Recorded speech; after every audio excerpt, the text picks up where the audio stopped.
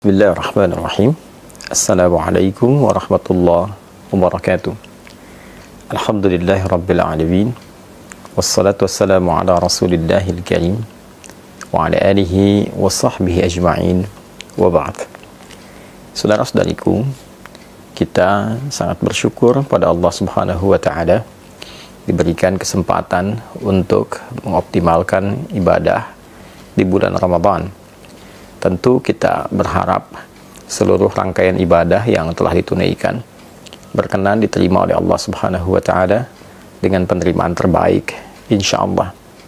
Semoga Allah mengampuni seluruh dosa-dosa kita, memaafkan kesalahan kita, mengabulkan doa-doa kita, dan menaikkan derajat kita dari sekedar hamba Allah yang beriman menjadi hamba Allah yang bertakwa.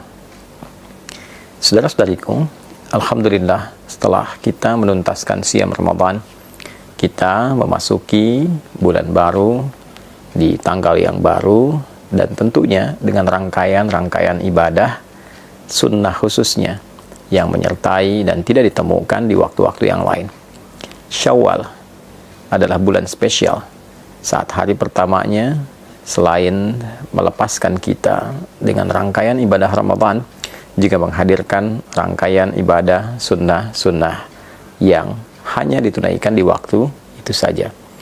Mulai dari sholat Idul Fitri di hari yang pertama, memperbanyak takbir, membangun dan mengeratkan silaturahim, dan disusul pada hari-hari berikutnya dengan menu-menu sunnah yang tentu melahirkan keistimewaan yang tidak sama dengan waktu-waktu lainnya.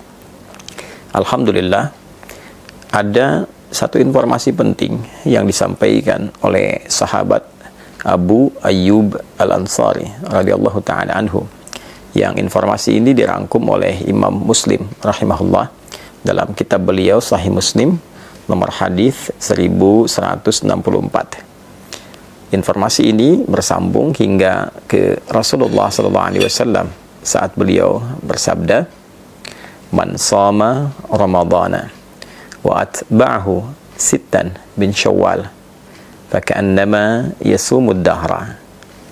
Siapapun yang menunaikan puasa Ramadan, ingat, puasanya dirangkaikan dengan apa? Ramadan.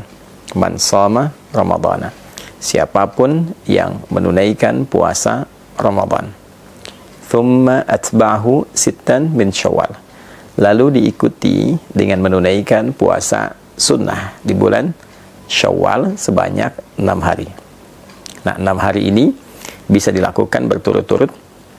Misal, Anda memulai, misalnya ada yang bahkan sudah di hari ini, di hari Senin, ada yang memulai di hari Selasa atau Rabu misalnya, silahkan. Bisa dilakukan berturut-turut. Kalau Anda mulai di hari Senin, saat ini sudah dilakukan misalnya, alhamdulillah, maka Senin, Selasa, Rabu, Kamis, Jumat, Sabtu. Ada yang melakukan di hari Selasa misalnya, ya, bisa Anda lakukan di Selasa, Rabu, Kamis, Jumat, Sabtu, Ahad. Ini yang berturut-turut. Tapi kalau Anda pun menginginkan waktunya terpisah karena ada kegiatan-kegiatan lain yang tidak bisa ditinggalkan, misalnya membangun silaturahim, ada acara halal bihalal yang mempertemukan banyak kalangan untuk mengeratkan kembali silaturahim, membangun ibadah sosial yang tingkatannya juga cukup tinggi, maka boleh dijeda, yang kemudian Anda bisa dilakukan misalnya kesempurnaannya sampai bahkan terbentang di akhir Syawal. Jadi jika Anda memulai misal di tanggal yang ketiga, maka 3, 4, 5, saat tanggal 5 ini misalnya ada satu undangan khusus yang tidak bisa Anda hindari, dan untuk menghormati itu ada hidangan-hidangan yang dapat dinikmati bersama. Maka Anda bisa jeda dulu, lalu Anda lanjutkan di tanggal yang berikutnya. 5 misalnya jeda, 6, 7, 8 dan seterusnya sampai 6 hari. Atau juga mungkin di sela-sela itu ada yang terjeda, ya, yang penting Anda mengambil, tidak harus berurutan, ya, berurutan tadi dilakukan baik, tidak berurutan pun tidak ada masalah. 6 hari itu jika bisa dilakukan, maka faka'annama yasumu ad-dahra, maka seakan-akan orang yang menyempurnakan puasa Ramadan ditambah dengan 6 hari di bulan Syawal itu, faka'annama yasumud dahra, seakan-akan dia menyempurnakan puasa sepanjang tahun.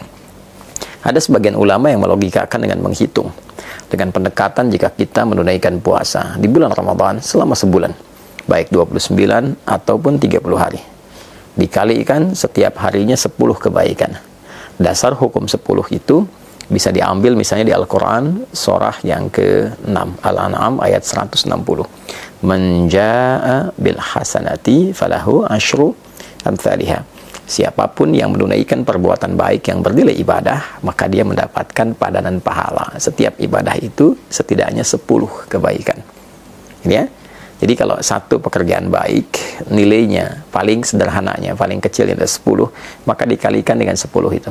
29 atau 30 hari dikalikan 10, maka didapatkan 290 atau 300. Lalu 6 dikalikan dengan 10, maka didapati 60. Jika Anda jumlahkan 290 tambah 60, ambil yang paling terkecil ya misalnya, maka mendapatkan 350. 350 ini kalau pendekatannya bulan Hijriyah, bukankah sangat mendekati hitungan setahun secara umum ya kan? 350 sekian. Ya, kan orang Arab suka membulatkan itu. Kalau ada 42 disebut al-arba'in. Ya demikian, ketika Anda misalnya menunaikan 30, dikalikan 10, 300 tambah 60, 360 ya. Nah, kalaupun dihitung menggunakan pendekatan Hijriyah ataupun pendekatan Masehi, tentu ini secara umumnya dinilai sebagai bilangan setahun penuh. Nah, itu yang dimaksudkan. Nah, yang kedua, ada yang sangat menarik. Orang-orang yang konsisten menunaikan ibadah Ramadannya, lalu dia menyempurnakan ibadah Ramadan itu dengan bersyukur kepada Allah Subhanahu wa taala. Walitukabbirullaha ala ma hadakum wa la'allakum tashkurun, dengan meningkatkan ibadahnya. Jadi syukur ketika diberikan kemampuan untuk meningkat ibadah saat Ramadan adalah berupaya menjaga ritme ibadah itu sehingga tetap berjalan baik pasca Ramadan. Walaupun mungkin tidak seoptimal Ramadan karena keadaannya tentu tidak sama, tapi kita bisa bandingkan dengan yang sebelum Ramadan. Jika sebelum Ramadan mengajinya hanya 3 ayat, maka pasca Ramadan misal kita dapati 1 halaman, kita dapati 1 lembar, lalu itu terjaga. Lalu ditunjukkan juga dengan kita berkomitmen meningkatkan ibadah seperti puasanya, dan diawali dengan puasa apa? Sunnah di bulan apa? Syawal. Nah, itu yang mahal. Itu yang mahal. Jadi poinnya adalah ketika kita mampu mensyukuri nikmat menunaikan ibadah Ramadan dan mampu mengaktualisasikan semua nikmat itu dengan meneruskan secara konsisten ibadah-ibadah kita dalam rangka syukur kepada Allah, itu yang diapresiasi tinggi oleh Allah Subhanahu wa taala. Sehingga nilai puasa kita bukan terbatas di Ramadan, tapi seakan-akan setiap waktu terjaga sampai ketemu Ramadan kembali. Itu esensinya. Jadi bukan sekedar tambah 6 dihitung, apalagi kalau menggunakan satu pendekatan yang tidak keren. Karena ada perbedaan 29-30, maka saling memperbincangkan ini yang sempurna, ini yang setahun, yang tidak. Bukan. Esensinya bukan itu. Esensinya bagaimana kita bisa menjaga spirit Ramadan kita sehingga berlangsung secara kontinu sampai dengan akhir di bulan Ramadan itu, terus berlanjut 11 bulan berikutnya sehingga terjaga kondisi spiritualitas kita seakan-akan kita dalam kondisi puasa selama setahun. Itu poinnya. Ya, jadi memahami makna secara real, memahami lafzi tadi, memahami makna secara kontekstual. Ada yang tekstual, ada yang kontekstual. Kalau kita padukan keduanya secara tekstual, pahalanya seakan-akan didapati selama setahun. Secara kontekstual, dia terjaga selama setahun dengan spirit puasanya. Dia meningkat ibadah, dia menghindari dosa sampai dia bertemu Ramadan berikutnya. Kalau mampu dilakukan seperti itu, maka ada kebanggaan saat dia pulang menghadap Allah Subhanahu wa taala. Lis-shaimi farhatani. Ada 2 kebahagiaan, kebanggaan bagi orang yang telah menunaikan puasa. Farhatun 'inda yuftir. Maka kebahagiaan pertama ketika dia tengah berbuka, saat dia puncaknya memasuki Idul Fitri. Dan yang kedua, saat ia menghadap kepada Rabb-nya membawa pahala puasanya karena berhasil menaklukkan nafsunya dan berhasil menjaga ritme puasanya dalam kondisi spiritual yang baik sampai di ujung wafatnya.